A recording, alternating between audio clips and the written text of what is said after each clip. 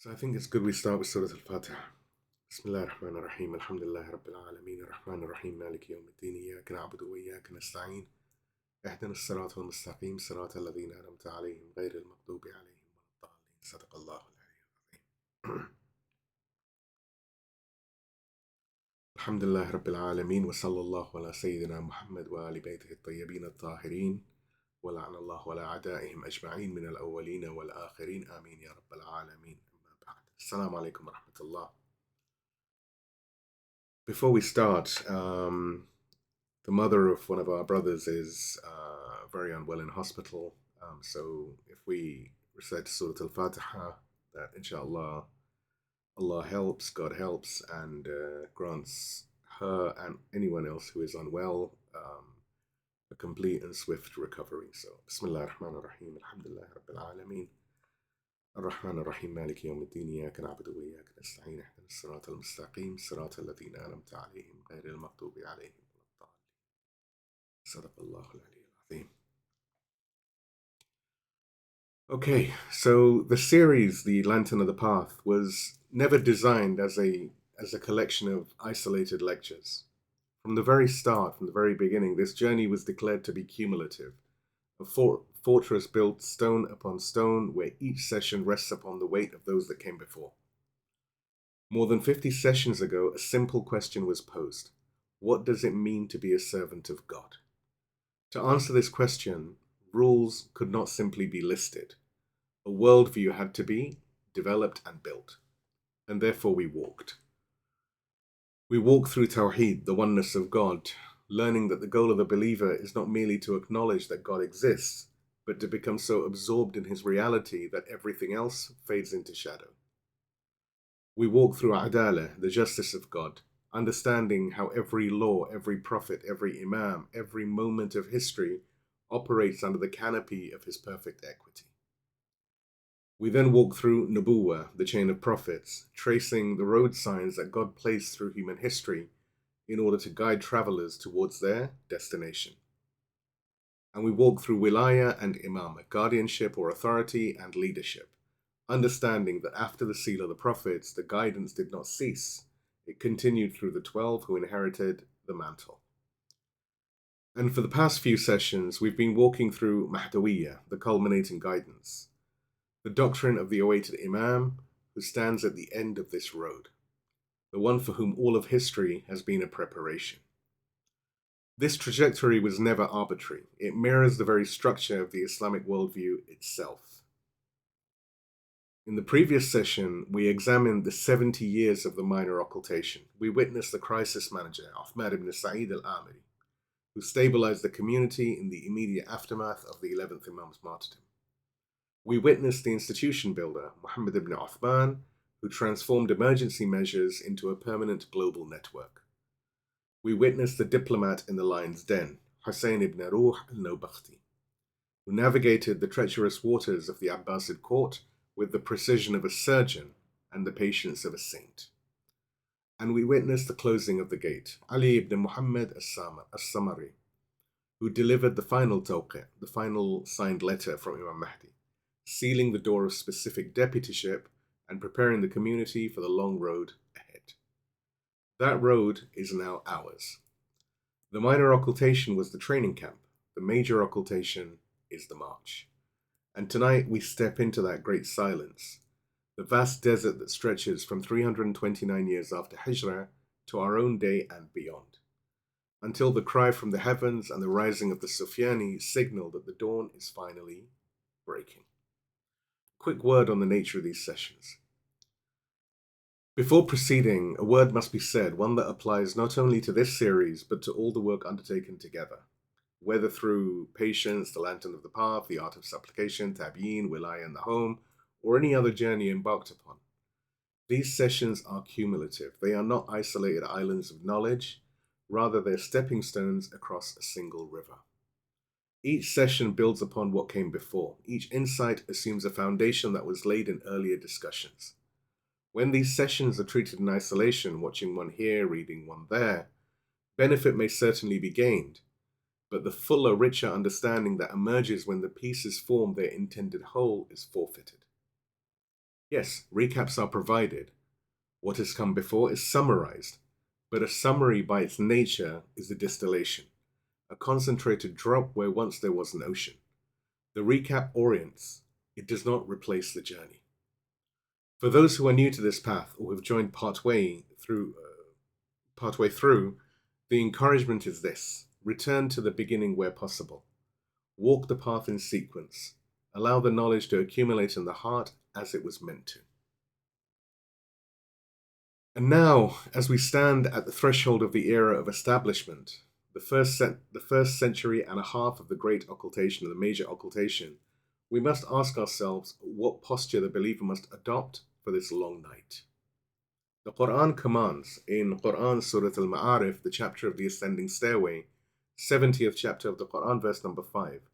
So be patient, a beautiful patience. Sabrun Jamil. Not a bitter patience, not a resentful patience, but a beautiful patience. A patience that transforms the one who practices it.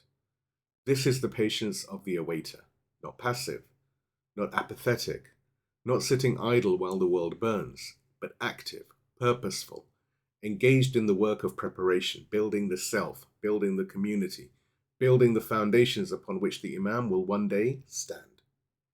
In that spirit, we beseech God the Most High to grant us patience in this long night of separation. We beseech Him for the fortitude when the trials of this age press upon us.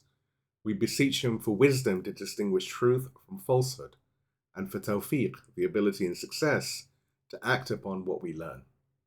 May we be among the true awaiters, not those who wait passively, but those who prepare actively. May we be among those who work with every breath and every deed to hasten the appearance of his proof, the master of the age, Imam al-Mahdi, may our souls be his ransom, and may God hasten his noble relief. And when he comes, may we be counted amongst his helpers, his supporters, and those who are worthy of his glance. If I can get a salawat, we can move on to the recap and then proceed. Allahumma salli ala Muhammad wa ali Muhammad. In the previous session, we stood at the threshold of silence. We examined the life and legacy of Ali ibn Muhammad al-Samari, the fourth and final deputy. The man entrusted not with building, not with navigating, but with closing. We trace the architecture of the 70-year transition. The first deputy, Uthman ibn Sa'id al-Amiri, was the crisis manager. In the immediate aftermath of the 11th Imam's martyrdom, when spies watched every shadow and the child Imam had to be hidden from a state that had killed his father, his grandfather, and great-grandfather, and beyond, this oil merchant in the bazaars of Samarra held the line. His operational base was the marketplace, anonymous, noisy, invisible. The second deputy, Muhammad ibn Uthman, was the institution builder. For 40 years, he transformed emergency measures into a permanent structure. He institutionalized the collection of khums, perfected the secret network of agents stretching from Qom to Yemen, and delivered the foundational tawqi', signed letter, that established the legitimacy of the scholars for the age to come. The third deputy, Hussein ibn Ruh al-Nawbakhti, was the diplomat in the lion's den. With his appointment, the headquarters of the resistance shifted from the marketplace to the court. For 21 years, this aristocrat among theologians navigated the treacherous waters of the Abbasid elite, wielding the wand of strategic ambiguity, practicing courtesy so beautifully that even his enemies attended his funeral, and excommunicating the cancer of Shalmaghani before it could destroy the body from within.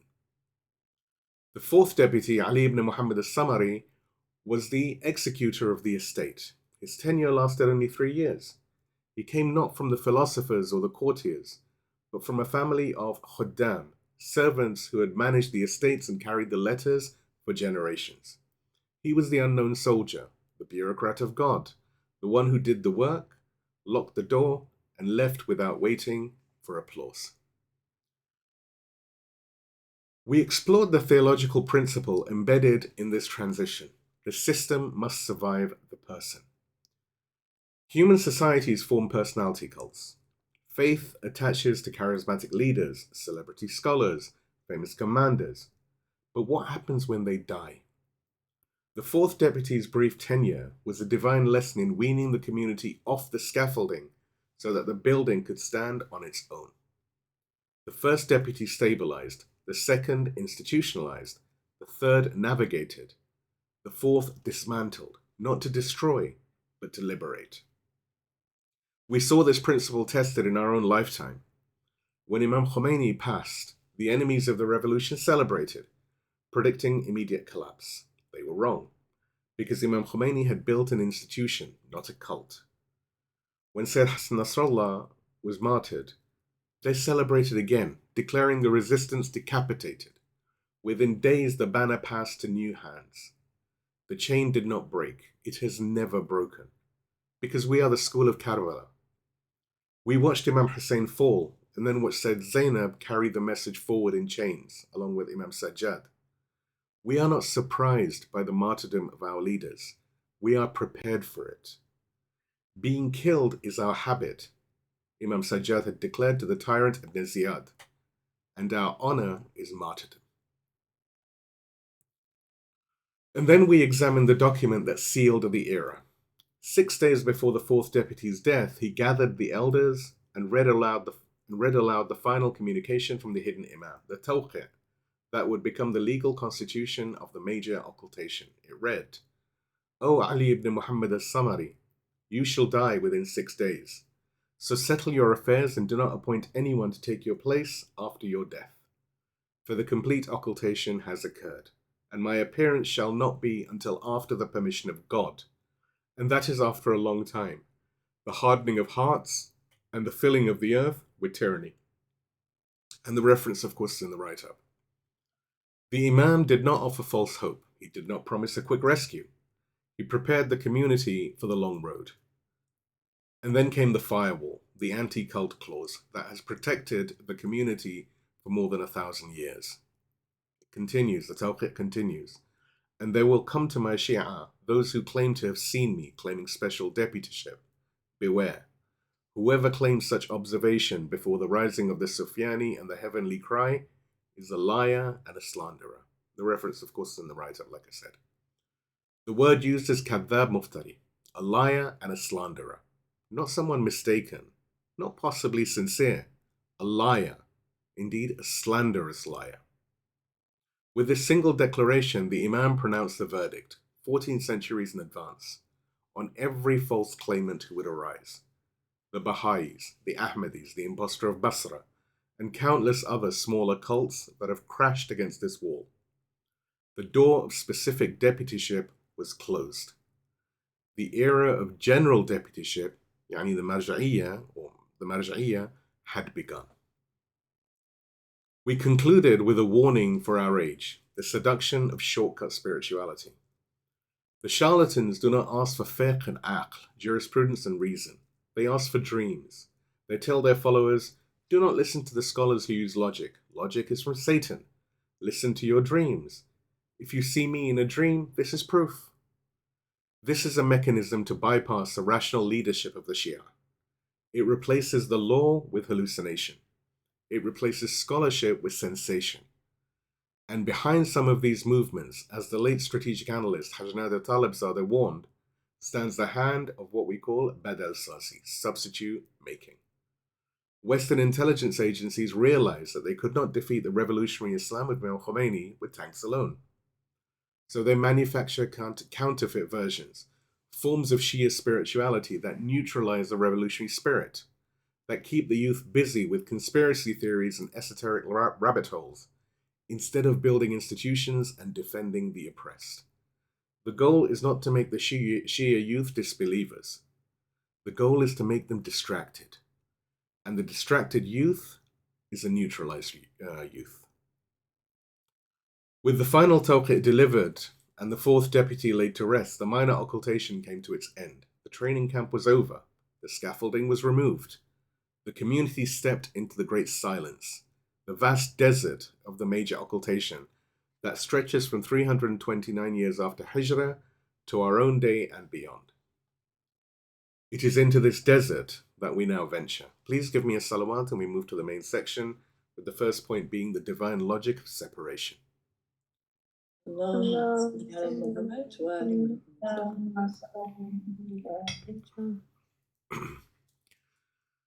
Before we enter the history, we must first understand the theology.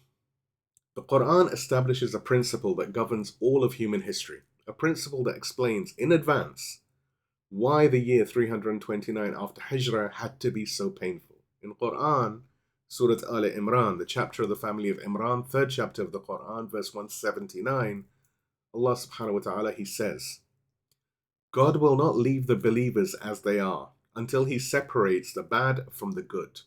Nor will God inform you of the future, but God elects from amongst His messengers whom He wills. So believe in God and His messengers. If you believe and practice piety, you will have a splendid reward. Pause on this. God will not leave the believers as they are. The community had grown comfortable during the minor occultation. There was a deputy, there was a system, there was a hand to hold. But comfort is not the goal of faith. Growth is. And growth requires disruption. Allama Tabatabai, in his monumental al-Mizan, explains the sociological necessity embedded in this verse. Allama says, therefore it is necessary in divine wisdom that He distinguishes the bad from the good. And this cannot be accomplished except through a general examination that turns their insides out. When trials and hardships arrive upon them, and hearts cling to material causes, and souls hold fast to illusions, at that moment, the true believer is distinguished from the other, and the disbelief and hypocrisy dormant within the souls are revealed. The reference is in the write-up. The closing of the gates in 329 after Hijrah was not a tragedy. It was an examination. It was the moment when the inner states of the believers, states that had been invisible during the ease of the minor occultation, were forced to manifest externally. The hypocrites revealed themselves by leaving. The believers revealed themselves by staying. This is the great sifting. This is what we call al-Tamhis. Now we look at the phenomenon of Hayrah, the vertigo of the soul. The darkness descends. I want you to imagine a scene. It is the year 342 after Hijrah, 13 years after the closing of the gates. A scholar named Sheikh Muhammad ibn Ibrahim al-Nu'mani sits in his study surveying the wreckage. The community he loves is fracturing before his very eyes. He picks up his pen and writes what may be the most painfully honest assessment in all of Shia literature. He writes, we observed the condition of the group, meaning the Shia, may God strengthen them, and saw their fragmentation, the disunity of their word, and the divergence of their schools of thought in this current time, which is the year 342 after Hijrah. We found among them those who have doubted the imamah of their guardian. And I saw that many of them had apostatized from the belief in his imamah due to the perplexity or hayrah that overwhelmed them, and the occultation which seemed prolonged to them. The reference is in the write-up. Hayrah, perplexity, spiritual vertigo. This is not a term for minor confusion. This is a term for existential disorientation. The feeling of a man who has lost his compass in a sandstorm, who spins in circles searching for a direction that no longer seems to exist. For 70 years, the Shia lived with a lifeline. Even though the Imam was hidden, there was a deputy. There was an address. There was someone to write to, someone who would respond with a letter bearing the Imam's seal. And then suddenly, there was no one. The letter stopped. The seal vanished. The door closed. And the community was left standing in the silence, asking the question that has echoed through every generation since. Where do we go now? Let's now have a look at the anatomy of perplexity or hayrah. So what does hayrah look like in practice? It looks like the man who says, if the Imam is real, why doesn't he show himself? Why doesn't he end our confusion? It looks like the lady who says, I believed because my father believed, and my father believed because the deputy confirmed. But now there is no deputy. On what do I base my belief? It looks like the youth who says, the scholars disagree amongst themselves. How do I know which one speaks the truth? These are not the questions of enemies. These are the questions of sincere hearts struggling to find footing on shifting sand. And the early scholars did not condemn these questions. They understood that Hayrah, perplexity, was the natural response of a community that had relied on sensory confirmation, on the visible presence of a deputy, suddenly being asked to believe without that confirmation. Let's look at the philosophy of perplexity or Hayrah from sensory faith to rational faith. This is where the wisdom of the contemporary scholars becomes essential. Ayatollah Jawadi Amali, may God protect him, offers a reframe that transforms our understanding of this crisis. He says, the era of occultation is the era of the blossoming of the intellect.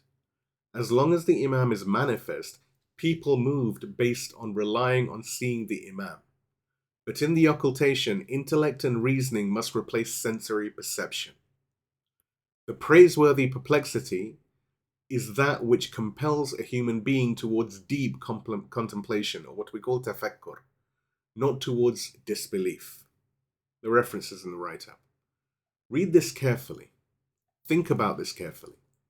Ayatollah Jawadi is not saying that Hayrah or perplexity is good. He's saying that Hayrah, perplexity, can be used for good. There are two responses to perplexity, to Hayrah. The first response is to surrender to the confusion, to let the vertigo pull you down into doubt, and from doubt into denial, and from denial into apostasy. This is the path of those who left in 342 AH.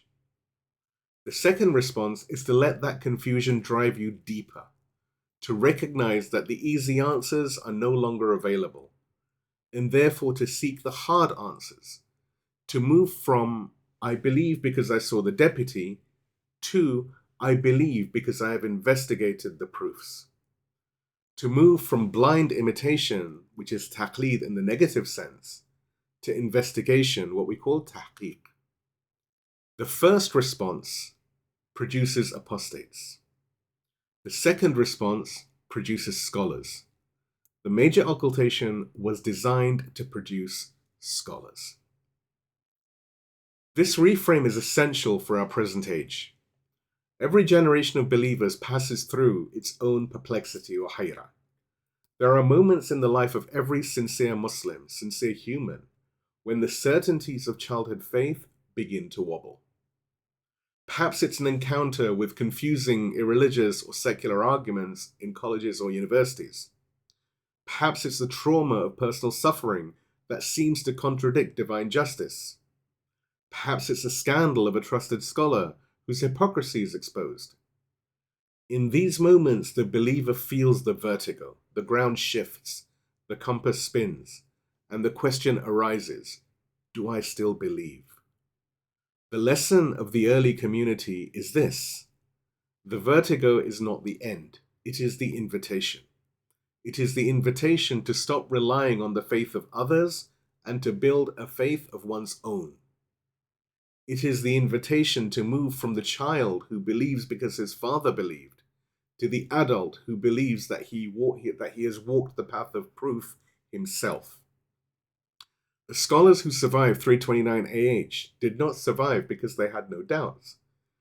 They survived because they treated their doubts as questions to be answered, not as conclusions to be accepted.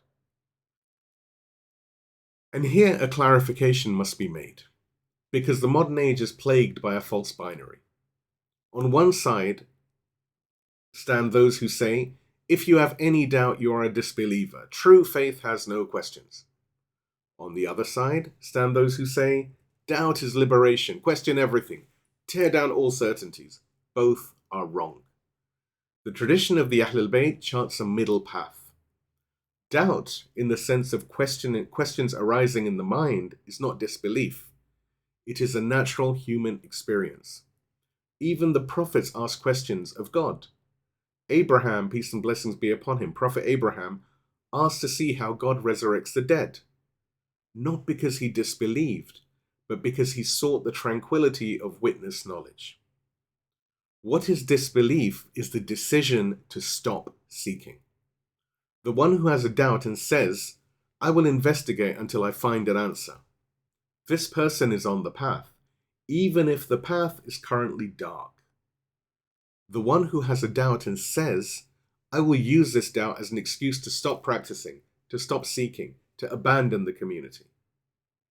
This person has left the path.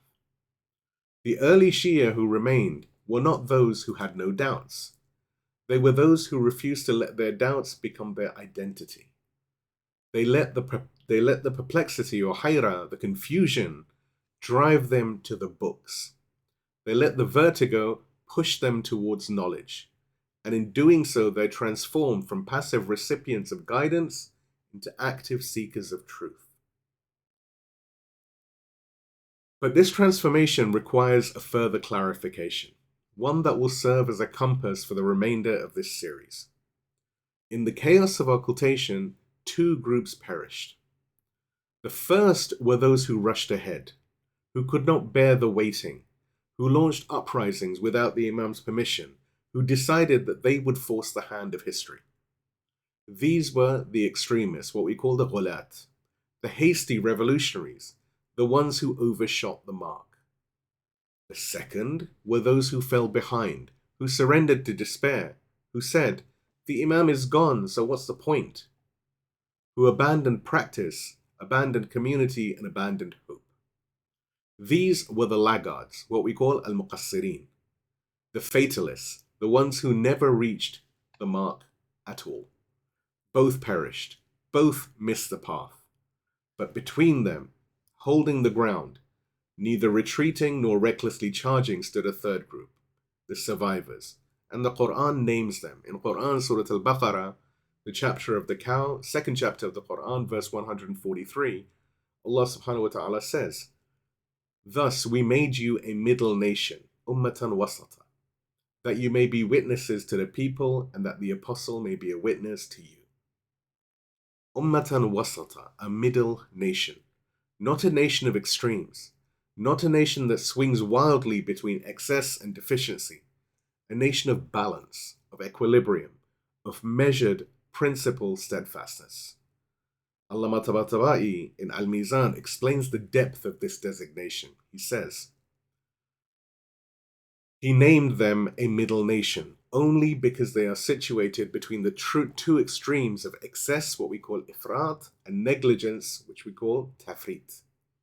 For people in this regard are of two groups, those who are dominated by the spiritual aspect, who abandoned physical perfection and rejected worldly pleasures, such as the Christians, and there are those dominated by the physical aspect and its faculties, who abandon spirituality and its virtues, such as the Jews.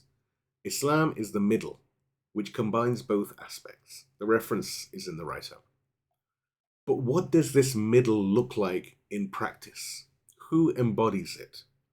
Imam Ja'far al-Sadiq, peace and blessings be upon him, answers directly. Imam Sadiq, regarding the statement of God, thus we have made you a middle nation, said, we are the middle nation and we are God's witnesses over his creation and his proofs on his earth. The references in the write-up. The Imams are the middle. They are the reference point. They are the standard against which all positions are measured. And the commander of the faithful, Imam Ali, peace and blessings be upon him, crystallizes this into one of the most profound metaphors in all of Islamic literature. Imam Ali says, we are the middle cushion. The laggard must catch up to it, and the extremist must return to it. The word used is numruqa. Numruqa is a cushion, a firm support upon which one reclines. The Imam is saying, essentially, we are the center, we are the axis. All positions are defined in relation to us. The one who has fallen behind, the one paralyzed by perplexity, hayrah, the one who has given up, the one who says waiting is pointless, this one must catch up to the cushion. He must move forward, re-engage, return to practice and study and hope. The one who has rushed ahead, the one who launches movements without authority, the one who claims special access to the Imam, the one who says, I know better than the scholars. This one must return to the cushion. He must pull back, submit to the system, recognize that his zeal has outpaced his wisdom. Ayatollah Jawadi Amali in Tafsir Tasneem applies this directly to the era of occultation. He says, being the middle nation means avoiding excess, ifrat, and deficiency, tafrit. In the culture of Shiism, the middle is the very station of Wilayah. Whoever advances ahead of the Imam, meaning they commit ghulu, commit extremism, perishes, and whoever lags behind, commits taqsir, is destroyed. In the era of occultation, this equilibrium is vital so that the Shia neither fall into despair nor fall into haste and untimely uprisings. The reference is in the write-up. This is the answer to Hayrah, to perplexity. Not to abandon the path in despair, not to forge a new path in arrogance, but to find the cushion, the line of the Imams, preserved by the scholars, and to hold that position with patience, with study, with disciplined action. This is active waiting. This is the stance of the survivor. This is the middle way. But understanding that doubt is not disbelief answers only half the question. The deeper question remains. Why did God ordain this confusion in the first place? Please give me a salawat and we move on to the next point, which is the Divine Law of Tamhis, the sifting of souls. Allahumma salli ala Muhammad wa ali Muhammad wa ajil. Why did God allow this?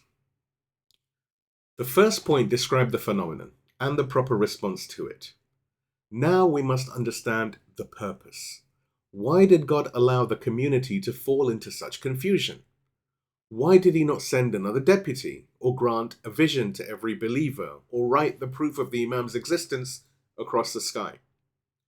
The answer is found in a word that appears repeatedly in the narrations of Ahl al-Bayt. The word is tamhis, purification, sifting, the separating of gold from dross. Let's look at the hadith of the sifting. Imam Ja'far al-Sadiq, peace and blessings be upon him, was once approached by a companion named Mansur al-Sayqal, who expressed eagerness for the reappearance of the Imam. The sixth Imam's response was not comfort, rather it was a warning.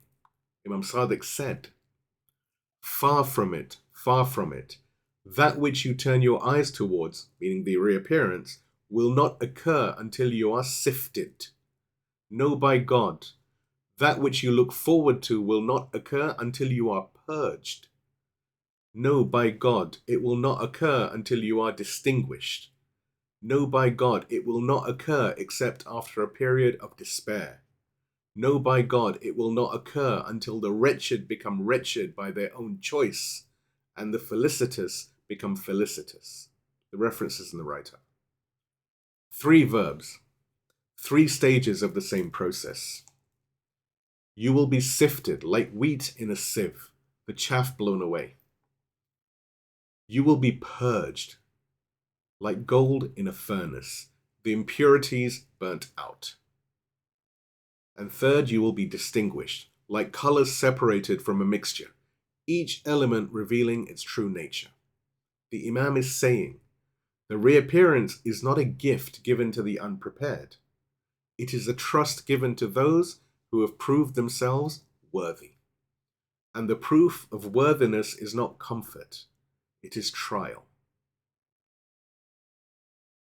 This narration comes to us through Mansur ibn Walid al-Sayqal, a sword maker from Kufa whose reliability has been verified by the masters of biographical evaluation. And Najashi, the supreme authority in the science of Rijal, records, Mansur ibn al-Walid al-Sayqal, Kufan, trustworthy, he narrated from Abu Abdullah, meaning Imam al-Sadiq. And Sayyid al-Khoi has verified this further in his magnum opus, Mu'jam Rijal al-Hadith. This authentication matters.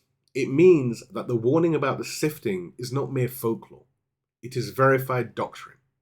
It is not a story passed down carelessly. It is a narration that has survived the rigorous scrutiny of the scholars whose task it was to separate authentic transmission from fabrication. The principle of Tamhis rests on solid ground. Let's now look at the exegesis, the tafsir of Sifting, of Tamhis. Return now to the Quranic verse with which we opened. Quran, Surah Al-Imran, the chapter of the family of Imran, third chapter of the Quran, verse 179, where Allah subhanahu wa ta'ala says, God will not leave the believers as they are, as you are, until He separates the bad from the good. Nor will God inform you of the future, but God elects from amongst His messenger whom He wills. So believe in God and His messengers. If you believe and practice piety, you will have a splendid reward. Ayatollah Jawadi Amali in Tafsir al-Tasneem explains the epistemology behind this separation. He says, knowledge of the unseen belongs exclusively to God, and no one becomes aware of it except by His permission.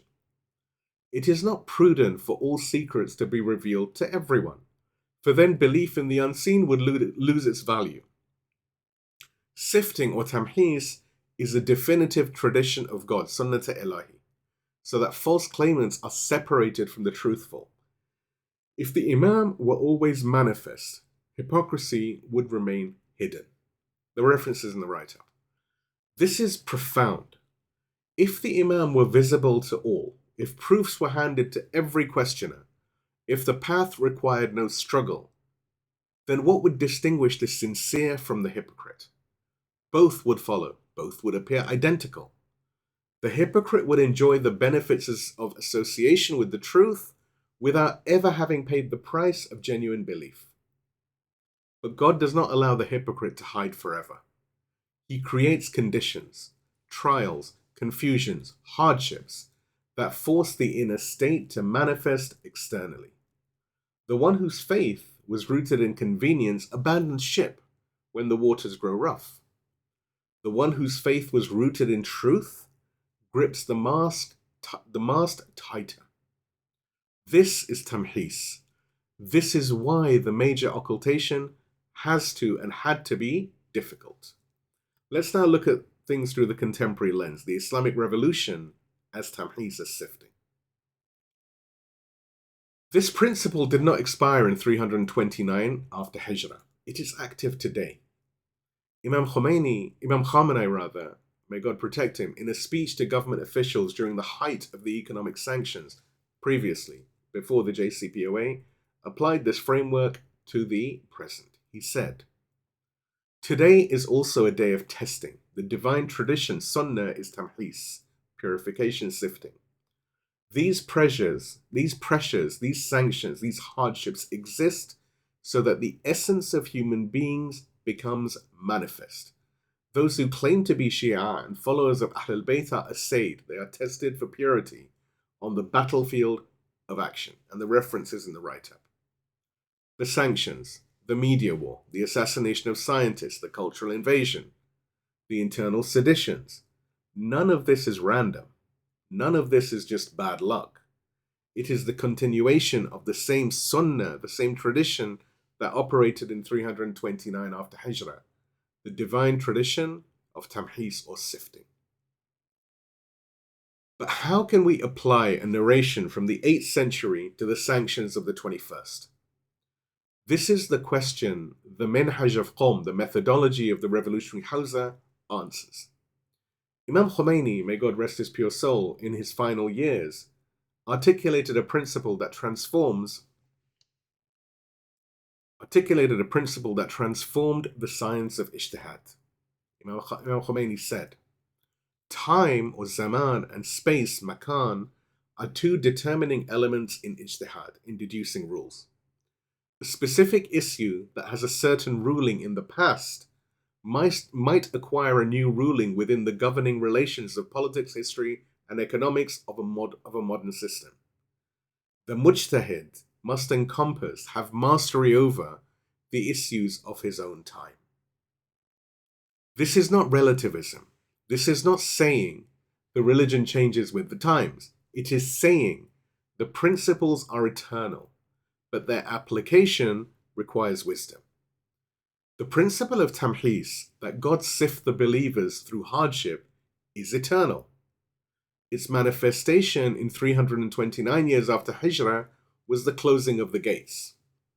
Its manifestation in our age are things like the economic siege, the media war, the assassination and threats of assassination of scientists, generals, leaders, scholars. The principle is the same. The furnace is the same.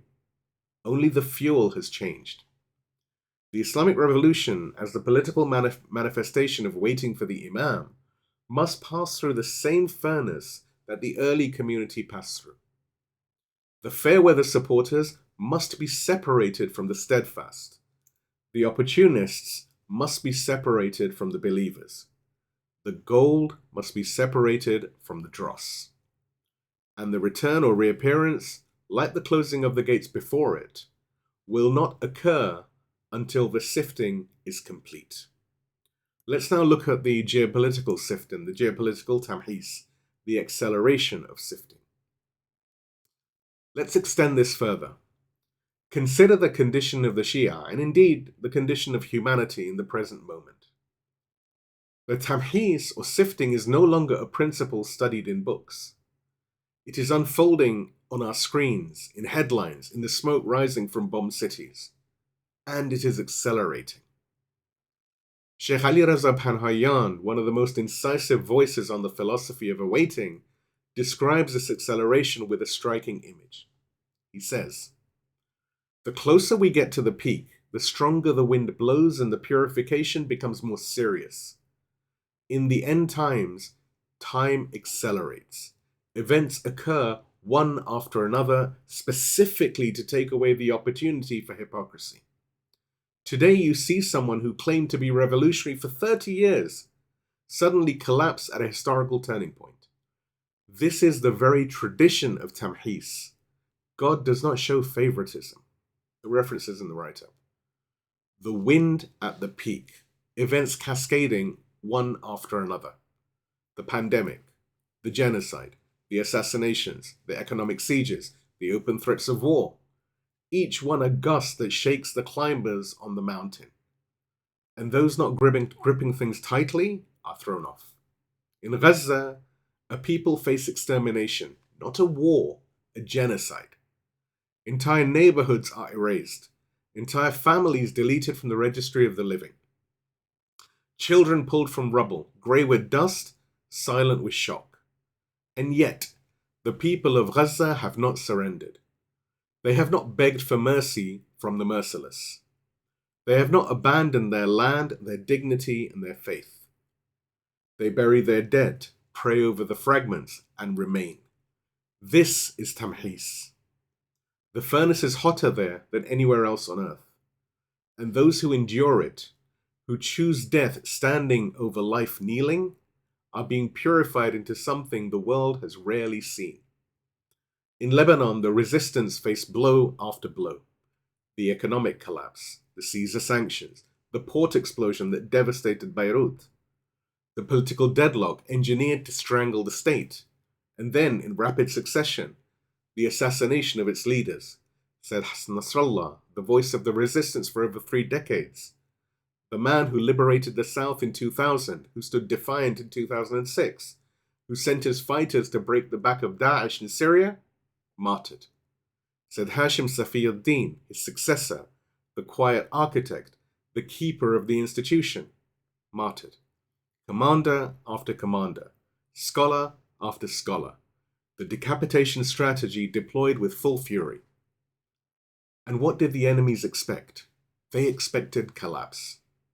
They expected the fighters to scatter, the families to flee, the movement to dissolve into grief and recrimination. They were wrong, because they do not understand what and who they are dealing with. They do not understand that every martyrdom is a tamhis, a sifting that operates upon those who remain, separating the weak-hearted who despair from those whose resolve is only tempered harder by the loss. They do not understand that the resistance was built precisely for this, that Sayyid Hassan himself spent more than 30 years preparing the institution to survive his absence. And so the banner passed, from Sayyid Hassan to Sayyid Hashim to Sheikh Naim Qasim. The chain did not break, the structure held.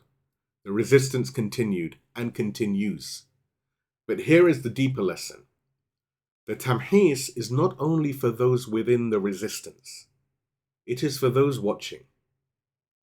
When the news broke of Sayyid Hassan's martyrdom, a sifting occurred across the world, in living rooms, in group chats, in the hearts of millions who had claimed to support the resistance.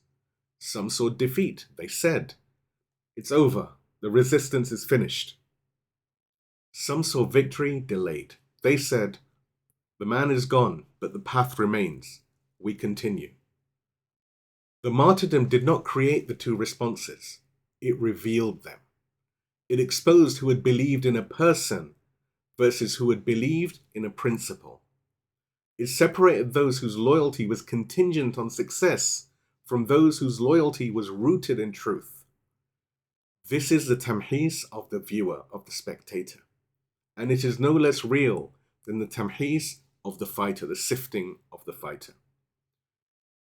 In Iran, the assassination of Haj Qasim Soleimani, the architect of the axis of resistance, the commander who reshaped the map of West Asia, was meant to be a death blow. It was not. The funeral processions that stretched for miles, the missiles that struck Ain al-Asad airbase, the continuation of every project he had built, all of it testified that the system was larger than any single man. But again, the martyrdom sifted. It revealed who would buckle under American threat and who would stand firmer. It separated the governments that issued mealy-mouthed condemnations from those that named the crime for what it was. And now the arrogance intensifies further. In these very days, the leaders of the American regime openly threaten the life of Imam Khamenei. May God protect him and extend his life. The President of the United States speaks casually of regime change, of new leadership for the Islamic Republic, as though the guardian of a nation of 90 million and the leader of countless million believers were a chess piece to be removed from the board. Iranian President Pezeshkian has responded with the clarity the moment demands. Any targeting of the leader would constitute an all-out war. He wrote on Twitter X on the 18th of January, "Any aggression against the supreme leader of our country is tantamount to an all-out war against the Iranian nation." Reference, of course, in the write-up. This is not posturing. This is the truth of Wilayah. An attack on the leader, on the Wali al-Faqih, is an attack on the system. An attack on the system is an attack on the people. And a people who have been sifted for more than 45 years through war, sanctions, through sedition, through assassinations, such a people do not surrender, but observe the tamhis at work even here. The threats expose not only the arrogance of the enemy, but the character of those who watch. Some Muslims, some who claim to follow Ahl al-Bayt, hear these threats and secretly hope they succeed. They have grievances, real or imagined, and they would see the destruction of the Islamic Revolution and the Islamic Republic as liberation rather than catastrophe. Others hear the threats and feel their attachment to the Wilayah deepen.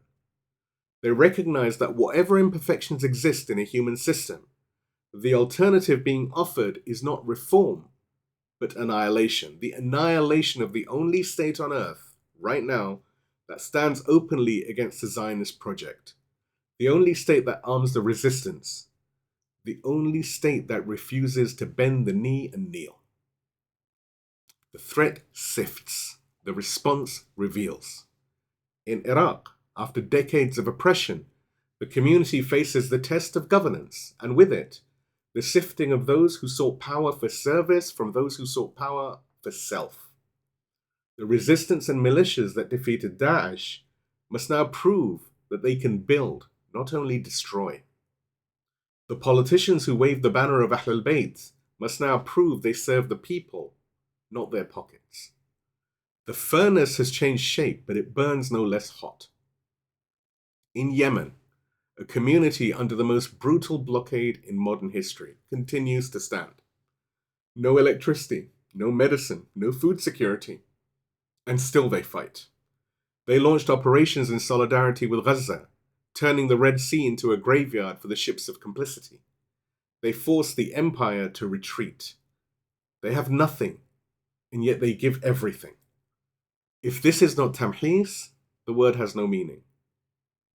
In Bahrain, in Nigeria, in Pakistan, in every corner of the world where the followers of the household, the believers, the oppressed, face persecution, the sifting is active. Some flee, some hide, some apostatize quietly, slipping into the comfortable anonymity of disbelief, and some remain. Let's now look at the pandemic, a tamhis of humanity, a sifting of humanity.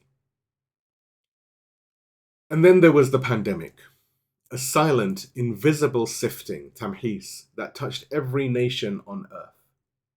It revealed which governments cared for their people and which abandoned them to the calculus of profit.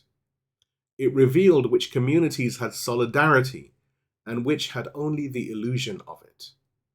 It revealed in the quiet of lockdown that what each soul truly worshipped: God or comfort, principle or convenience. For the believers, it was a time of reflection, of recalibration, of asking, if death comes tomorrow, am I really ready?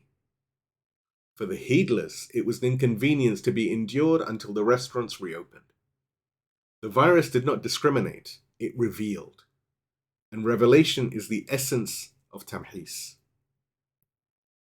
And some, a precious few, have passed the test at a cost that defies comprehension. On February the 25th of 2024, a 25-year-old United States Air Force serviceman named Aaron Bushnell walked to the gates of the Zionist embassy in Washington, D.C. He set up a camera. He live-streamed what follows. He said, "I am an active duty member of the United States Air Force, and I will no longer be complicit. I am about to engage in an extreme act of protest, but compared to what people have been experiencing in Palestine at the hands of their colonizers, it's not extreme at all. This is what our ruling class has decided will be normal." The reference is in the write-up. And then he set himself on fire. As the flames consumed him, he did not scream in pain. He screamed, free Palestine, over and over until he collapsed. He later died that day. Aaron Bushnell was not a Muslim. He was raised in a Christian community. He was a serving member of the armed forces of the very empire whose complicity he could no longer bear. And yet, by whatever name we call it, he passed the sifting, the tamhis. He chose truth over comfort. He chose witness over silence. He chose to burn rather than be complicit. 3 days later, Imam Khamenei, may God protect him, addressed the significance of this act, saying, "The genocide in Gaza is even painful for that young person who was brought up in Western culture." The reference is in the write-up. The leader's observation pierces to the heart of the matter. Here was a young man raised entirely within the Western system, its military, its culture, its values. He was not taught to love Palestine. He was not raised on the stories of Karbala. He had no inherited grievance, no communal memory of oppression. And yet the genocide broke him. Why? Because the fitra, the innate moral conscience, the innate soul that God places in every human soul, cannot be entirely suppressed. Western liberal democracy, for all of its propaganda, for all of its manufacturing of consent, could not silence the voice that God planted in Aaron Bushnell's chest. This is what Imam Khamenei meant when he declared in those same days that Western culture has been disgraced in the events of Gaza. The reference is in the write-up. The disgrace is not merely political, not merely that Western governments supported a genocide while preaching human rights. The disgrace is spiritual. A system that claims to represent the pinnacle of human civilization, the system that lectures the world on values and ethics and human rights and so on, the system that presents itself as the guardian of human dignity, this system produced a young man so morally tortured by its actions that the only protest he could conceive was to self-immolate, to set himself on fire. This is not a failure of policy. This is a failure of soul. The culture that shaped Aaron Bushnell could not give him the tools to live what he knew. It could only give him the tools to die. And when a civilization's own children choose death by fire over complicity in its crimes, that civilization stands condemned, not by its enemies, but by its own conscience made flesh. The Tamhis reached him, the sifting reached him, and he responded. The Tamhis does not confine itself to a single theater. The same divine sifting that operates through Gaza operates wherever power crushes the vulnerable. And he is not the only one. In Minneapolis, in January of this year, a few weeks ago,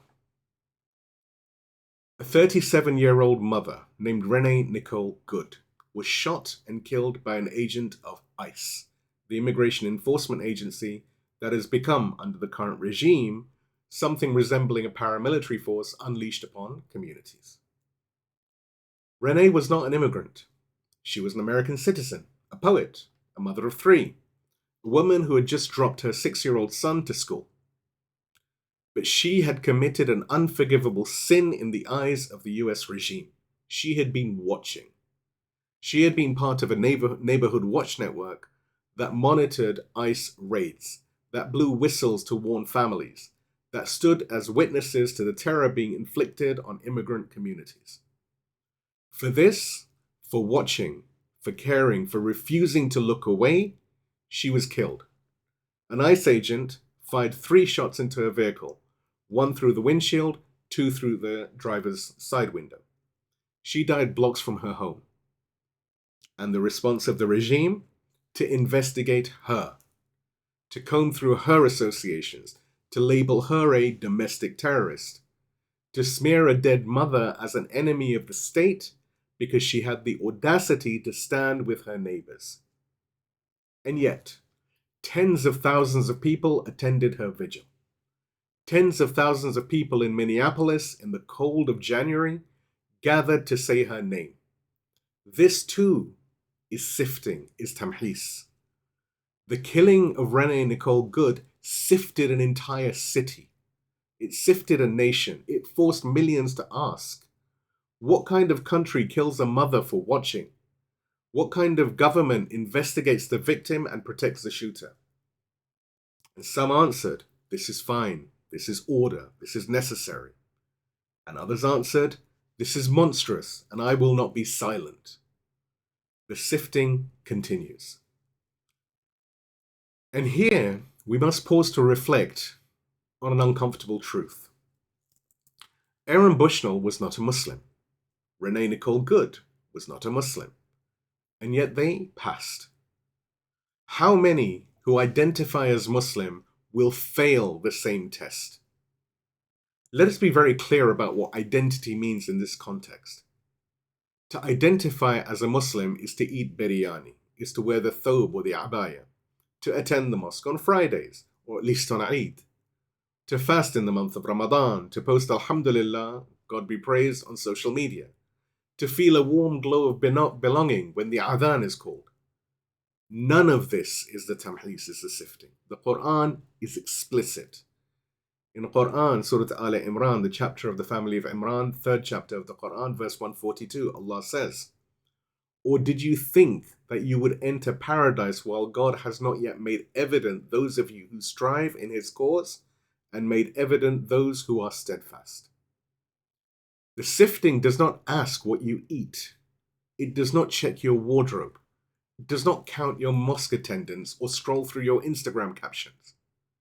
The sifting reaches deeper into the fitrah, into the innate self, into the depths of the soul where no one else sees except God.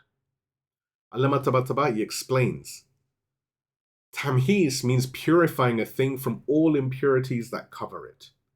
This trial and examination is a matter that must inevitably occur and cannot be escaped, so that truth may be distinguished from falsehood, and the believer distinguished from the hypocrite. The reference is in the write-up. And there, in that hidden chamber of the heart, the sifting asks a single question. When the truth demanded something of you, what did you choose? Aaron Bushnell answered that question with fire. Renee Nicole Good answered it by watching, by refusing to look away when her neighbors were hunted.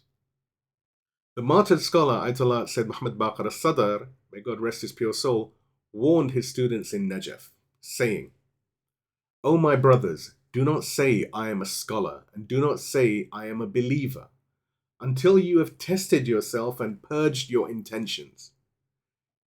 Is the world greater in our souls than God? Or is God, glorified and exalted be He, greater in our souls than the world? This is the criterion." The reference is in the write-up. This is the criterion, not the turban, not the title, not the years in the hawza. The criterion is what stands on the throne of your heart when the test arrives. And now we look at the failure of the credentialed.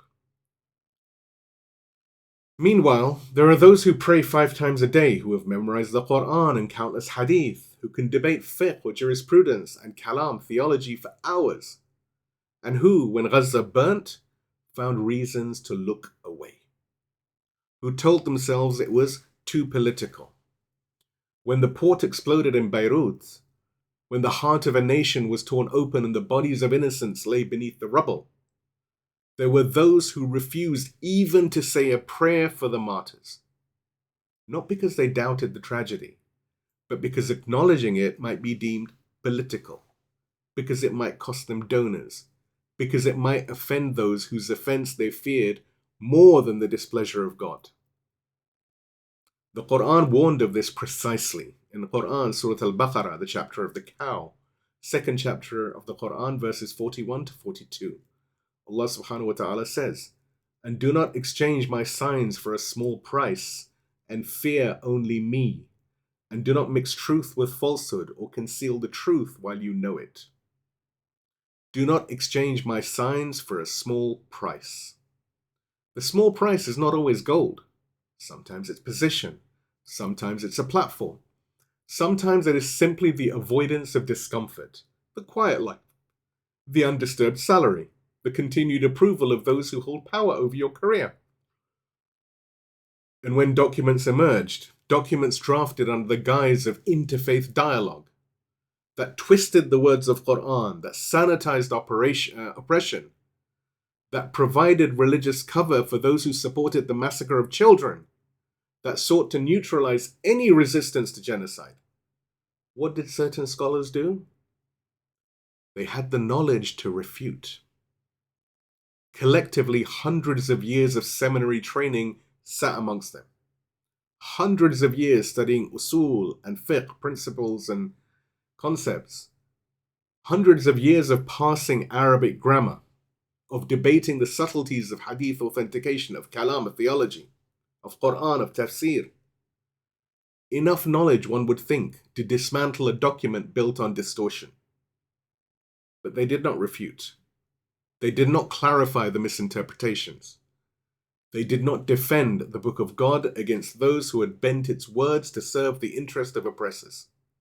Instead, they fixated on a personality, a minor figure, a failed student, a convenient target. They spent their energy on insults and denunciations, on the politics of reputation rather than the defense of truth. And to this day, more than a year later, the lies remain unrefuted. The distortions stand uncorrected. The Quran remains misrepresented in that document, and those who had the knowledge to defend it chose silence. Why? Because refutation requires courage.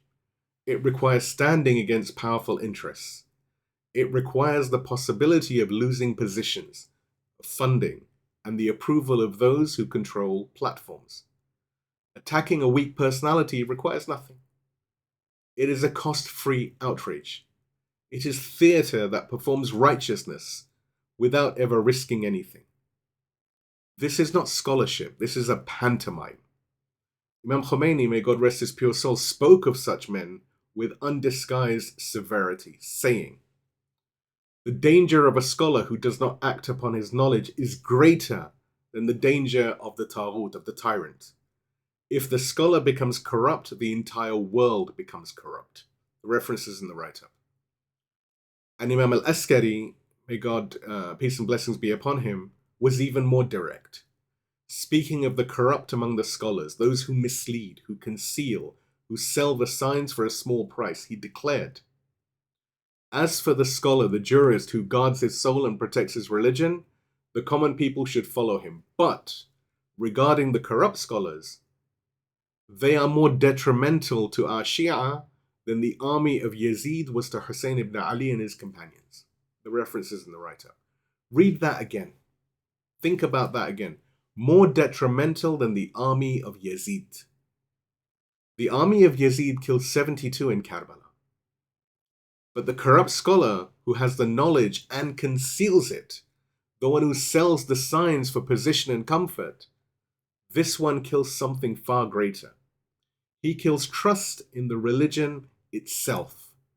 He kills the faith of those who looked to him for guidance and found only silence. He kills the possibility that the next generation will believe that scholarship means anything at all. And the Tamhis sees right through it. And now we have the lesson of Hur and Shimr. On the plain of Karbala, two men faced the same choice. Hur ibn Yazid al-Riyahi was a commander in the army of Yazid. He had blocked Imam Hussein's path. He had followed orders. He had done what was expected of him by those who held power. Shimr ibn al-Jawshan was also a commander. He too had followed orders. He too stood on the side of the state, the side of money, the side of worldly success. Both men stood on the morning of Ashura with the same information before them. Both knew who Hussein was. Both understood what killing the grandson of the Prophet would mean. And both made a choice. And here's what makes Shimr's choice so devastating. Shimr had not always been on the side of falsehood.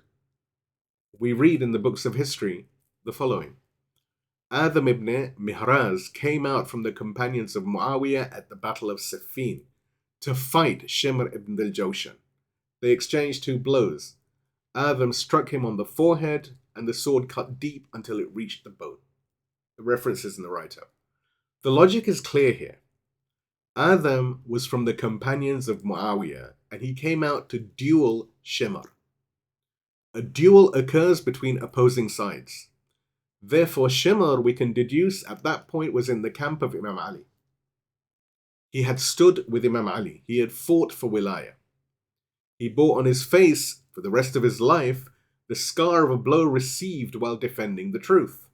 And then, through the choices of decades, through the slow erosion of principle, through the accumulation of small compromises, he arrived at Karbala on the opposing side, and he severed the head of Imam Hussein.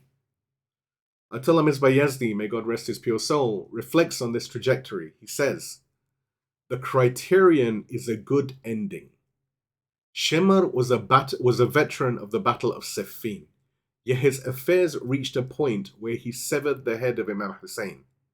No one should become arrogant regarding themselves. The test continues until the very last moment." The reference is in the write-up. The test continues until the very last moment.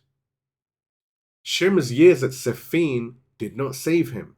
His service under Imam Ali did not protect him. Because the Tamhis is not a single examination passed once and never revisited. It is a continuous process, and every moment presents the choice again. Hur chose differently. In the final hours, when the cost of truth became clear, he crossed the lines. He rode to Imam Hussein, he dismounted, and he said, "Is there any repentance for me?" And Imam Hussein accepted him. Hur died that day, not as a commander of Yazid's army, but as a martyr in the service of truth.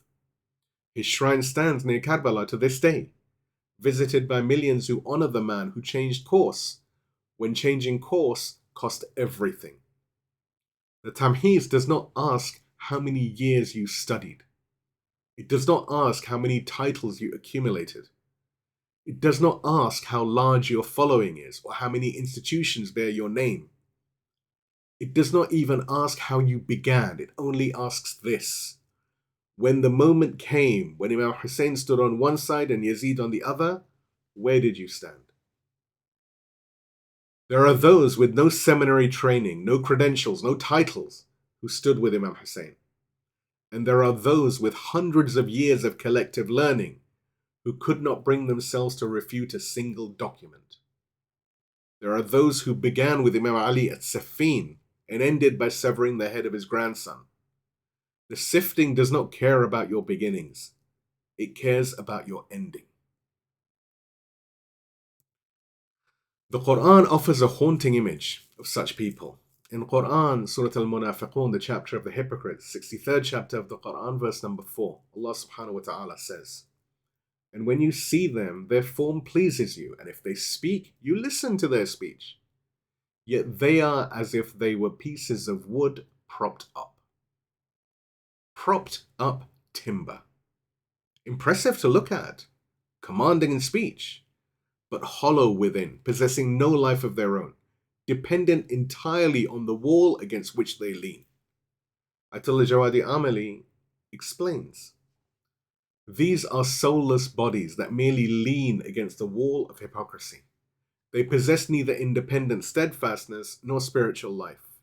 A piece of wood leaned against a wall has no property other than eventually burning.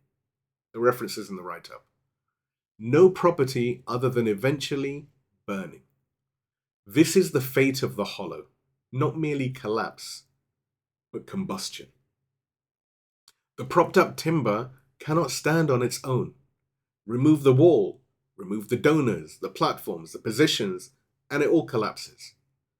And on the day when all walls are removed, when every soul stands alone before its Lord, what will remain of those whose substance was borrowed entirely from the structures they leaned against? The hadith is very clear. Verily, God does not look at your forms nor your wealth, but he looks at your hearts and your deeds. References in the write-up. And on the day when the veils are lifted, many who carried the name Muslim, many who carried the title scholar, will find that their identity was a shell. Beautiful on the outside, but hollow within. Propped up timber that impressed the onlookers, but had no life of its own. And some who never carried that name at all will find that their fitrah had already submitted, even if their tongue never uttered the shahada, the proclamation of faith. This is not to say that identity does not matter. It does. The Sharia matters. The community matters. The rituals and the practices and the learning are pathways to God. But they are pathways, not destinations. The destination is the state of the heart when the test comes. And the test is coming for everyone. And the test is being administered with increasing brazenness. Consider what the world has witnessed in recent months from the American regime alone. The open discussion of annexing Greenland, a sovereign territory, as though colonialism were back in fashion. The abduction of President Maduro and his wife, and the ongoing threats against Venezuela, Colombia, Cuba, Mexico, Iran, Lebanon, and more.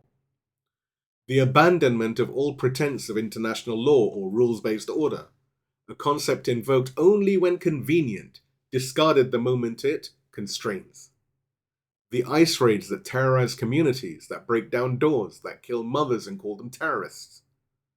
The parading of cruelty as strength. The celebration of brutality as policy. This is not hidden, this is broadcast, this is boasted. And the Tamhis operates through it. Because every act of brazen injustice forces a choice. You can watch the powerful trample the weak and say, "This is the way of the world, I will align myself with power." Or you can watch and say, "This is an abomination, and though I am weak, I will not lend my consent, I will stand against this." The students who built encampments on university lawns, who faced arrest for suspension and smear campaigns, they were being sifted. The journalists who reported the truth and lost their jobs, they were being sifted. The politicians, the handful of them who broke ranks, who named the genocide, who refused to vote for more weapons, they were being sifted. The federal prosecutors in Minnesota who resigned rather than participate in the cover-up of Renee Nicole Good's killing, they too were being sifted. And those who failed the test, the columnists who called for proportionality in the murder of children, the academics who signed letters defending the indefensible, the celebrities who posted black squares for one cause and stayed silent for another, they too were being sifted. Their inner states were revealed. But why now? Why this concentration of trials, pandemic, genocide, assassinations, economic collapse, open threats against the leadership of the resistance in such a compressed span of time? Sheikh Ali Raza Panhayan again offers the answer. He says, "The reappearance will not occur unless the final sifting takes place. The sifting of the end of times is an extremely precise or firm sifting. In this process, the hidden hypocrites, who outwardly appear very religious and revolutionary, will be disgraced and exposed.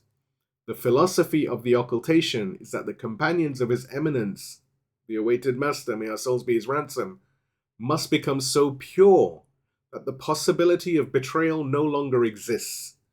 History will not repeat itself. This time, Ali will not remain alone." The reference is in the write-up. This time, Ali will not remain alone. This is the purpose of it all. The Imam will not return to a world of sleepwalkers. He will not return to companions who will abandon him at Sifting, who will negotiate behind his back, at Nahrawan for example, who will fail him as so many failed his father and grandfather. He will return to a people who have been tested by confusion, tested by hardship, tested by the murder of their leaders, tested by the mockery of the world, and who remained. The sifting is not cruelty, it is mercy. It is the mercy of being given the chance to prove, before the Imam arrives, that we are worthy of standing in his ranks. The Tamhis does not require belief in the Imam to operate. It is a universal law. It operates on all of humanity. And in this moment, it is operating with an intensity that has not been seen in generations or ever. Those who chose truth, even when truth cost them everything, these will be his helpers.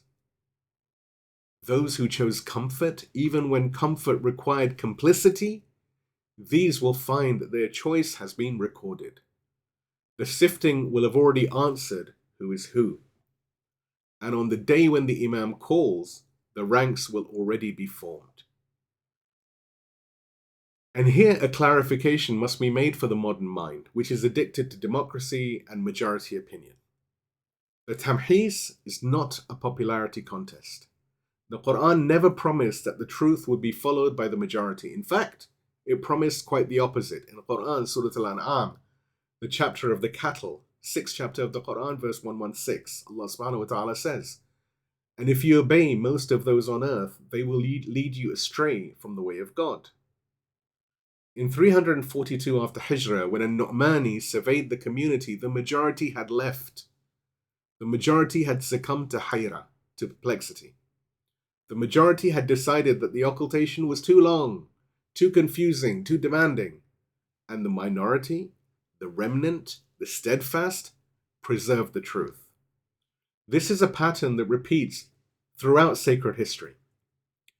Noah preached for 950 years. How many boarded the ark? A mere handful. Abraham stood against the idolaters. How many stood alongside him? Almost none. Imam Hussein rode to Karbala. How many accompanied him? 72.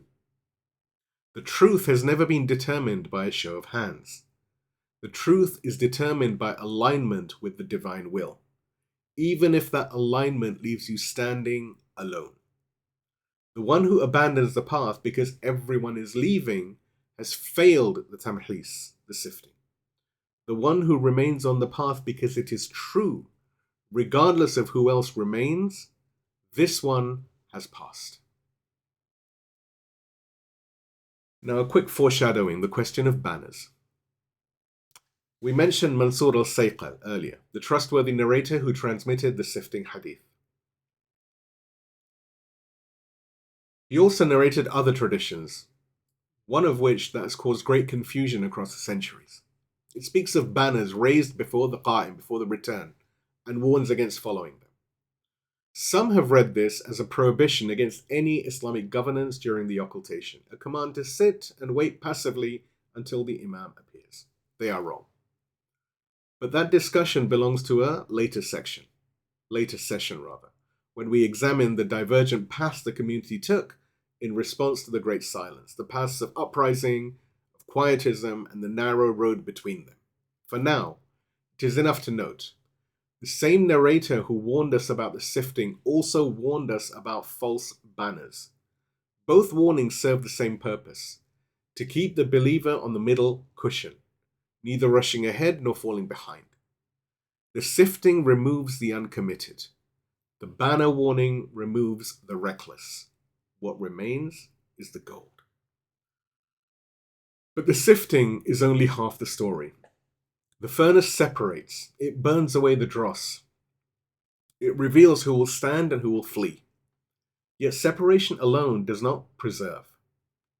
A community can be purified down to its most committed core and still perish if that core has nothing to hold on to, nothing to transmit, nothing to teach the next generation. The martyrs of Gaza die with "there is no God except the God" on their lips. But who taught them these words? Who preserved the meaning behind them? Who ensured that the chain of knowledge stretched unbroken from the lips of the Prophet to the rubble of Jabaliyah? The Tamhis creates the survivors, but the survivors need a fortress, a structure of knowledge, a preserved inheritance, compiled wisdom that can outlast any individual life. And so now we turn from the fire to the ink, from those who passed the test in blood to those who endured the test, to those who ensured the test could continue to be administered across the centuries. For the pen too is a weapon in this war. And in the darkest hour of the occultation, it was the pen that saved the religion. Please give me a salawat and we move to the last point, which is the intellectual rescue, the pen as the savior.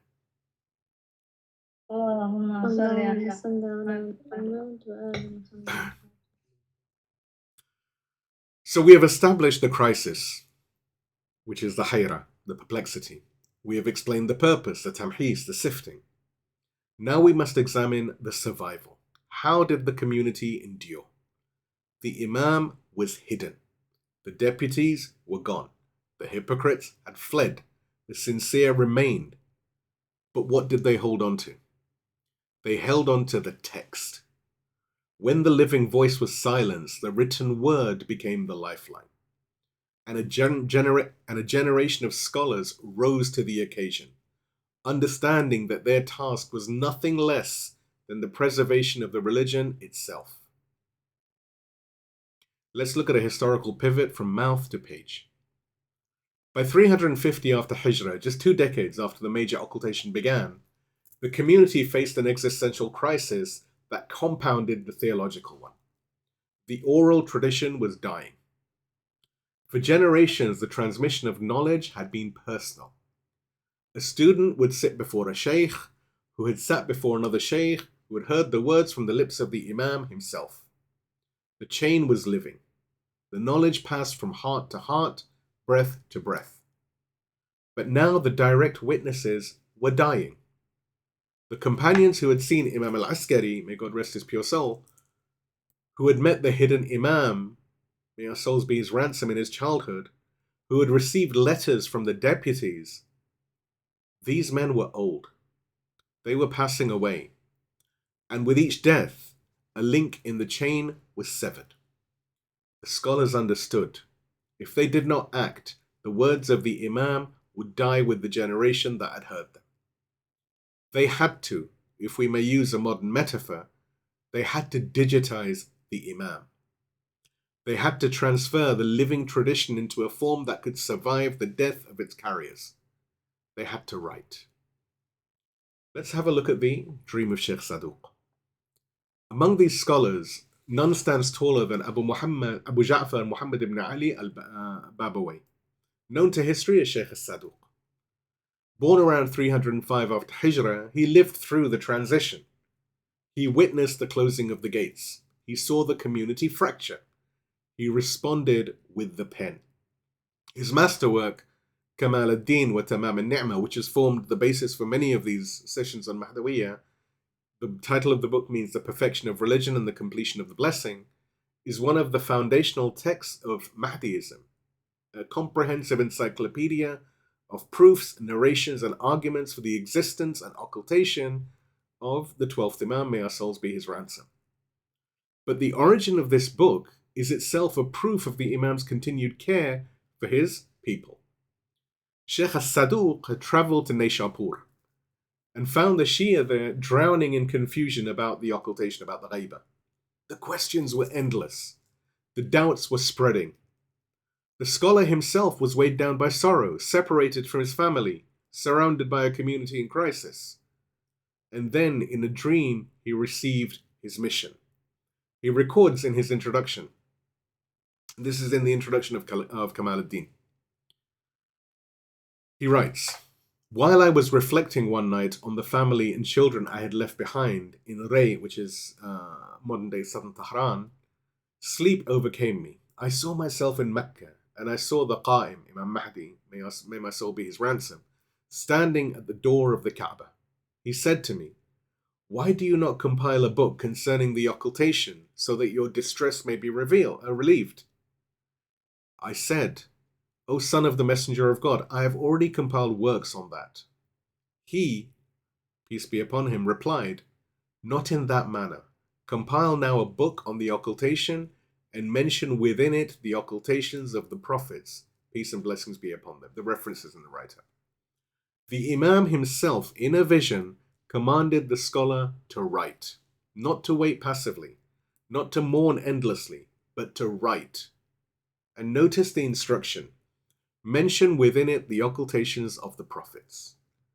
This was the key insight that would stabilize the community. The occultation was not an anomaly. It was not a failure. It was not evidence that something had gone wrong. It was a sunnah, a divine pattern, repeated throughout sacred history. Moses disappeared from his people for 40 days, and they made a golden calf. Jesus was raised to heaven, hidden from his community for more than 2,000 years and counting. The prophets themselves experienced ghaibah. And when Sheikh al-Saduq documented this, when he laid out the evidence, narration after narration, proof after proof, he gave the bewildered believer something to hold on to. This has happened before. This is part of the pattern. You are not abandoned. You are being tested, as every community before you was tested. The book rationalized the ghaibah for the masses, the occultation for the masses. It transformed confusion into comprehension. Ayatollah Misbah, may God rest his pure soul, one of the most rigorous philosophical minds of the contemporary Hausa, offered a striking metaphor for what these scholars achieved. He distinguished between the hardware and software of any system. He said, and the reference, of course, is in the write-up, he wrote, "Civilization consists of two parts, the hardware, what we call Sakht Afsar section, which includes industry, technology, material advancements, and the software, or Narm Afsar section, which includes culture, lifestyle, and beliefs. We may learn from others in the hardware section, but in the software section, which is the soul of the civilization, we must be producers, not consumers. if the software culture becomes corrupted, the hardware technology turns into a tool for the destruction of humanity. But Ayatollah Misbah Yazdi extends this framework directly to the question of the occultation. He says, in the era of occultation, when our hands are cut off from the hem of the infallible Imam, yani the absence of a physical presence, Islam does not cease to function. We must refer to the law and knowledge. The jurist faqih is the one who specializes in recognizing this divine software, the laws and teachings, and implementing it in society. Obedience to the faqih is obedience to that very software which the Imam designed for the administration of society. The reference is in the write-up. A clarification is necessary here, lest the metaphor be misunderstood. When we speak of software, we do not mean a static program that runs the same way forever, a fixed code that merely executes pre-written commands. The divine software is alive. It contains principles that must be understood, extracted, and applied to circumstances the original texts never explicitly address. The Imams did not issue rulings on cybersecurity, on bioethics, on the complexities of modern finance, yet the principles they transmitted, when properly understood, contain within them the capacity to address these matters. This is why the role of the faqih is not merely to recite what was written, but to comprehend the underlying wisdom and extend it to new situations. He is not a tape recorder playing back ancient rulings. He is a physician who has mastered the medical tradition and can therefore diagnose diseases that did not exist when the textbooks were written. The software is not static, it is generative. And this is what distinguishes the living tradition of ijtihad from the dead letter of mere transmission. Our hands are cut off from the hem of the infallible Imam. This is the reality of the major occultation, and it is stated without sentimentality. The hardware, the living, breathing, visible Imam who could be approached, questioned, embraced, is hidden. Does the system crash? No. We switch to running entirely on the divine software.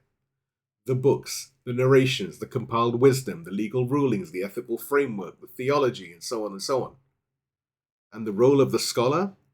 He is not the king. He is not the replacement for the Imam. No one can replace the Imam. Rather, he is the chief engineer. He keeps that software running. He interprets it for the users. He patches the bugs when deviants try to corrupt the code. He ensures compatibility with the changing circumstances of each age.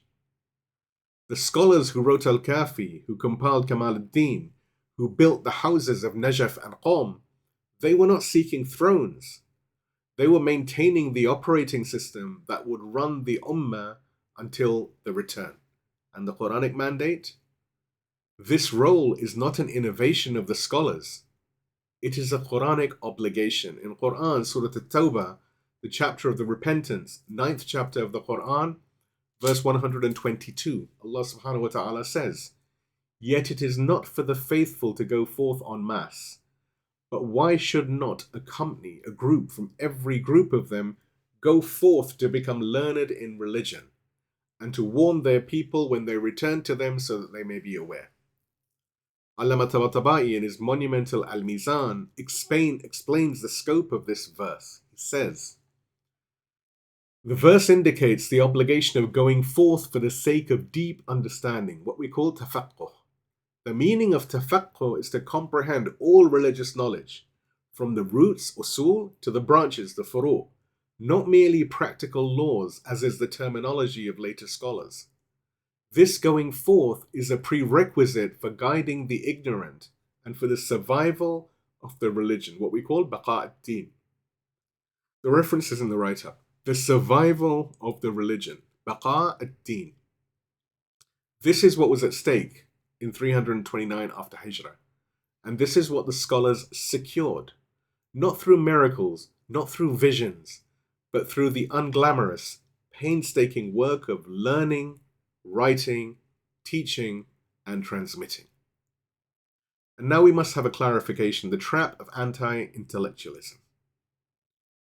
And here a clarification must be made, because in our own time, a strange deviation has emerged. There are voices, online, in social media, certain circles, who say, we don't need scholars, we just need the hadith.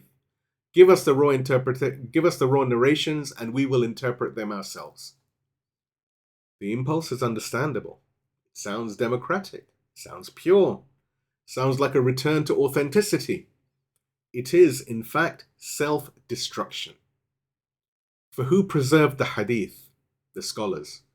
Who traveled across deserts to hear a single narration from a dying sheikh? The scholars. Who verified which narrations were authentic and which were fabrications planted by enemies? The scholars. Who built the institutions, the hawza, the libraries, the chains of transmission and the analysis of them, that carried the Imam's word across 1,000 years of war, persecution, and exile? It was the scholars. To reject the scholarly tradition while claiming to follow the hadith is to saw off the branch on which one sits. Without Sheikh al-Nu'mani, without Sheikh al-Saduq, without Sheikh Mufid, without Sheikh Tusi, without Sheikh al-Kulaini, without Allama Majlisi and countless others, without these men who gave their lives to compile, verify, transmit and educate, we would have nothing. There would be no kafi. There would be no man la yahdaruhu al-faqih, no tahdhib, no istifsar, no kamal ad-din, no bi'r anwar, no access to the words of the Imams at all. The hadith did not fall from the sky. The hadith were carried to us in the hands of scholars. And those who now reject the scholars while quoting the hadith are drinking from a well while cursing the men who dug it. Allama Tabatabai articulated the principle that underlies the entire school of thought, saying, the intellect, aql, is one of the divine proofs, hujjah. It is that which distinguishes truth from falsehood in universal knowledge.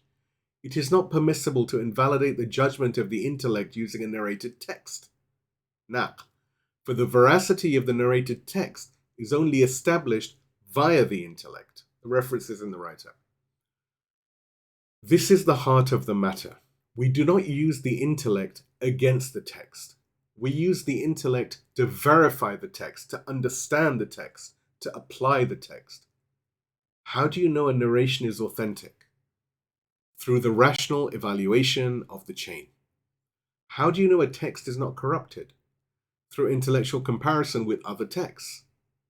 How do you know which ruling applies to your given situation? Through reasoned analysis of principles. The intellect is not the enemy of revelation, it is its guardian. Those who reject this method in the name of purity do not realize that without intellect, they cannot even know which texts are pure. We will return to this tension between the way of pure transmission and the way of reasoned argument and engagement in a dedicated session in the future, God willing. It is one of the defining debates of the era of occultation, and it continues to this day. For now, the lesson is this. The antidote to confusion is not emotion, it is literacy. The scholars who saved the religion did not do so by weeping louder than others. They did so by knowing, by understanding, and by applying more, and by ensuring that knowledge survived. And this is also our task, our duty, and that of every person who yearns for the return of the awaited Master, may our souls be his ransom. We must make available the works of the great scholars, to educate the people, to ensure that people can get through the tamhis, the sifting, the great sifting, and above all to ensure that there is a cadre of people that are ready for the return of the Master of the age. May our souls be his ransom, and may God hasten his return. Please give me a loud salawat and we move to the conclusion, the wheat that remained. Allahumma salli ala Muhammad wa ali Muhammad. Let us now gather the threads of what we have examined. In 329 AH, the gates closed. The community was plunged into Hayrah, a spiritual vertigo, a darkness of the soul. The living connection to the Imam was severed. The deputies were gone. The hypocrites fled. The weak-hearted apostatized. And those who remained stood bewildered in a silence that stretched towards an unknown horizon. The purpose? But the silence was not abandonment. It was tamhis, the divine sifting that God has decreed for every community that claims to follow the truth. The furnace was lit not to destroy but to purify. The wheat was thrown into the sieve not to be lost but to be separated from the chaff. And across the centuries, from 329 after Hijrah to this very moment, the sifting has never stopped. It burns in Gaza, it burns in Lebanon, it burns in the sanctions, the assassinations and the threats against the wali. It burns in the hearts of those who must choose again and again and again between comfort and truth. And the rescue? And in the midst of the fire, a generation of scholars rose, not with swords, but with pens. They understood that the living voice had fallen silent, and so the written word must carry what the voice could no longer speak. They compiled, they verified, they transmitted, they built the divine software that would run the ummah for 1,000 years. Sheikh al-Saduq saw the Imam in a dream and was commanded to write, and he wrote. And because he wrote, we have Kamal ad-Din. And because Sheikh al-Nu'mani wrote, we have Kitab al-Ghaiba. And because Sheikh al-Kulaini wrote, we have al-Kafi. And because they all wrote, we have a religion. To understand the magnitude of what these scholars preserved, we must return to what the Prophet himself declared he was leaving behind. The Prophet said, I am leaving among you two weighty things, thaqalain, the book of God and my progeny, my Ahlul Bayt. My sunnah, so according to some. As long as you hold fast to them, you will never go astray after me, ever. And indeed, they will never separate from each other until they come to me at the pond of Kawthar. The references in the writer. Two weighty things, not one, two. The book of God, the Quran, and the Ahlul Bayt, or the Sunnah. The Prophet did not say, hold fast to the Quran alone. He said, hold fast to them both. And he warned, they will never separate from each other. The Quran without Ahlul Bayt is half a religion. And the Ahlul Bayt without the Quran is also half a religion. Only together do they form the complete guidance that protects from misguidance. Al-Mahilli, one of the greatest classical theologians, explains the implications. He says, this indicates that holding fast in religion is only by means of the book and the itra, the progeny, the Ahlul Bayt, together, and that they both together are the foundation of guidance after the Prophet, peace and blessings be upon him, and his family and his righteous companions. Whoever opposes them has strayed from the straight path. The book and the itra together are the foundation of guidance. Now consider what the major occultation meant. The Quran remained, it was written, it was preserved, it could be read, memorized, recited. But what of the Ahlul Bayt? The 12th Imam was hidden. The deputies were gone. The living voice that had interpreted, explained and applied the Quran for 3 centuries had fallen silent. If nothing was done, the Ummah would be left with only half of what the Prophet had commanded them to hold on to. The Quran would remain, but its authoritative interpretation through the Ahlul Bayt would be lost. The words would survive, but the meaning would perish. This is what the scholars understood. This is why they wrote. They were not merely producing books, they were preserving the second thiqal, the second weighty thing. The teachings, the narrations, the jurisprudence, the theology, the ethics that the Imams had transmitted across 3 centuries. Al-Imam Majlisi, the compiler of the largest Shia encyclopedia, states this explicitly. He writes, thus it is established that the source of knowledge of religion and the law of the master of the messengers is only the noble Quran and the Ahlul Bayt, peace and blessings be upon them. And whoever turns away from them has gone astray and is ruined. The source of knowledge of religion is only the Quran and the Ahlul Bayt. When Shaykh al-Kulaini compiled al-Kafi, he was not writing a book. He was bottling the voice of the Imams so it could speak across the centuries. When Shaykh al-Saduq compiled Man la yahdurhu al-Faqih, for someone who does not have a faqih, that's what the meaning of the book's name is, he was not producing an academic exercise. He was ensuring that the legal rulings of the Ahl al-Bayt would survive the silence. When Shaykh al-Tusi compiled Tahdhib and Istibsar, he was not seeking scholarly prestige. He was building an ark to carry the second thiqal through the flood of the occultation. Al-Hurr al-Amili, after collecting these narrations, summarized their significance.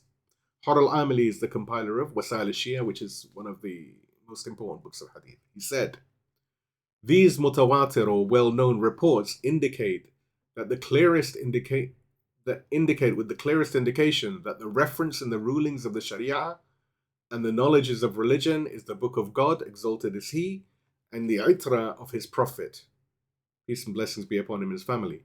Whoever takes religion from other than them has opposed His command, God's command, and exposed himself to misguidance and destruction. The reference is in the writer. Whoever takes religion from other than them has opposed His command. This is what was at stake. This is what the scholars saved. Without them, we would have the Quran, but we would have lost the interpretive key that unlocks it. Without them, we would have half a religion, and a half religion cannot guide. The Prophet had said, they will never separate. The scholars ensured they did not. They bound the words of the Imams to paper so that the two thiqas, the two weighty things, would remain united, accessible, transmittable, alive, until the Imam returns to speak once more in his own voice. The antidote to confusion was not emotion, it was literacy. The antidote to despair was not sentiment, it was scholarship. The fortress held, not because its walls were made of passion, but because they were made of knowledge. And we who recite these narrations today, who study that fiqh, the jurisprudence, who build our theology on these foundations, we are the beneficiaries of men who understood that the pen in the right hands is mightier than any sword. They saved the religion, they preserved the thiqal, and because of them, when we reach for the teachings of Ahl al-Bayt, our hands do not grasp empty air. And so we must understand who we are. We are not Twelvers by accident. We are not Shia by inheritance alone. We are the survivors of the sifting. We are the descendants of those who did not leave when the majority left. We are the heirs of those who gripped the rope when the wind howled and the chaff scattered across the desert. We are the wheat that remained in the sieve when history shook it with all its fury. This is not arrogance, this is responsibility. For if we are the survivors, then we carry within us the trust that was preserved through blood and ink and exile and patience. And that trust demands something of us. It demands that we too pass the tamhis, the sifting of our age. It demands that we too choose truth over comfort when the choice is placed before us.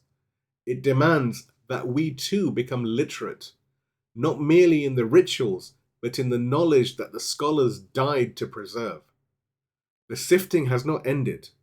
It has only changed form. And the question that faced the believers of 329 after Hijrah is the same question that faces us now. When the test comes, and it is coming, what will you choose? But there is a question we have not yet answered.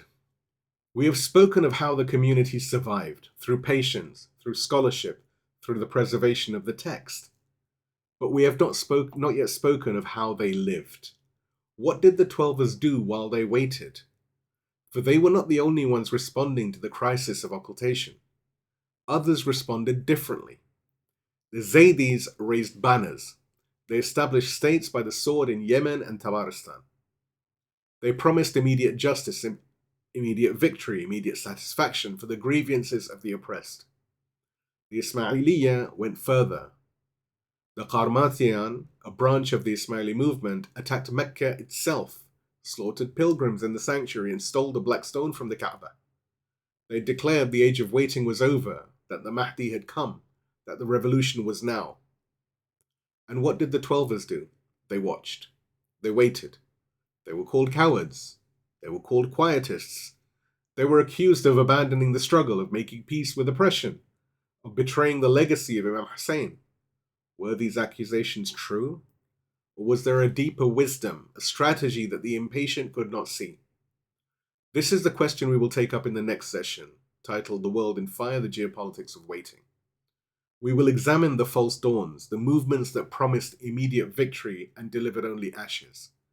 We will re-examine taqiyya, not as cowardice, but as a security protocol of a community under siege. And we will define intidhar, the waiting, not as passivity, but as the most active form of faith. For the occultation is not a pause button on Islam. It is a different mode of operation. And those who understand that mode survived. Those who understood that mode, rather, survived. Those who did not, no matter how sincere, no matter how brave, burnt themselves out in the fires they themselves had lit. Let us pause here. Let the weight of what we have discussed settle. For we have spoken of furnaces and sifting, of apostasy and steadfastness, of scholars who save religion and believers who burnt rather than comply. These are not light matters. And so before we turn to the question of how the community lived during the waiting, the question of false dawns and true patience, which we will take up in the next session, God willing, let us close this session as it should be closed, not with analysis, not with argument, but with supplication. For in the end, we cannot sift ourselves. We cannot purify our own hearts. We cannot guarantee that we will pass when the test arrives. We can only ask the one who administers the test to grant us the strength to endure it. Please give me a loud salawat and we move to the supplication eulogy for the sifting. Allahumma salli ala Muhammad wa ali Muhammad wa ajil farajahum. In his name, the Lord of the sifting and the sifted. O God, you who sifted the companions of Noah until only a handful boarded the ark. You who sifted the followers of Moses until only a remnant crossed the sea. You who sifted the lovers of Hussein until only 72 remained on the plain of Karbala. We stand before you in this age of sifting, knowing that the furnace is lit for us as it was lit for those before us. Grant us the patience of those who endured the hayrah, the perplexity, and did not break. Grant us the wisdom of those who preserved the text when the voice fell silent. Grant us the clarity to see the tamhis, the sifting, for what it is, not punishment but purification, not cruelty but mercy. And grant us, O Lord, the strength to pass. Let us not be among those who abandon the path because the path is difficult. Let us not be among those who sell their souls for comfort when the price of truth is discomfort. Let us not be among those whose identity was a shell, beautiful on the outside, hollow within. Make us, O God, among the wheat that remains. Make us among those whose names are written in the register of the awaiting. Make us among those who, when the Imam calls, will not need to be asked whether they are ready, because the sifting will have already answered. We ask this in the name of the one for whom we wait, the proof of God upon his creation, the remnant of the prophets, the remnant of God, the inheritor of the trustees, the master of the age, Imam al-Mahdi. May our souls be his ransom, and may you, O God, hasten his return. And may the peace and blessings of God be upon Prophet Muhammad and the family of Prophet Muhammad and his righteous companions. Amen, O Lord, sustainer of the universes. Amen, O most merciful of the merciful. وآخر دعوانا الحمد لله رب العالمين. السلام عليكم ورحمة الله وبركاته.